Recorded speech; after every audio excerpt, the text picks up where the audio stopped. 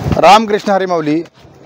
आज फलटण या ठिकाणी माऊलीचं आगमन होतं आहे आणि संध्याकाळी 6 वाजता फलटण शहरामध्ये आगमन करेल आणि याच ठिकाणी विमानतळ परिसर जो आहे या ठिकाणी माऊलीचा 20वा म्हणजेच आज मुक्काम या ठिकाणी होणार आहे। खरं तर निम्मा टप्पा माऊलीनं पूर्ण केलेला आहे। कालचा मुक्काम जो होता तो तरडगावमध्ये मुक्काम, तरडगाववरून पालखी आता मार्ग सकाळी 6 वाजता आली आणि आज संध्याकाळी 6 वाजेपर्यंत या फलटण नगरीमध्ये येणार आहे।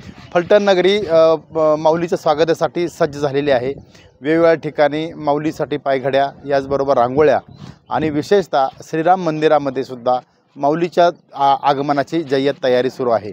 विशेषतः फलटणचा या जो परिसर आहे या परिसरामध्ये सर्व दिंड्यांचं, सर्व माऊलींचं या ठिकाणी आगमन झालेलं आहे। विशेषतः माऊलीनं आत्ता आळंदी ते पंढरपूरचा हा निम्मा टप्पा हा पूर्ण केलेला आहे आणि या ठिकाणी दर्शनासाठी सुद्धा मोठी गर्दी होते।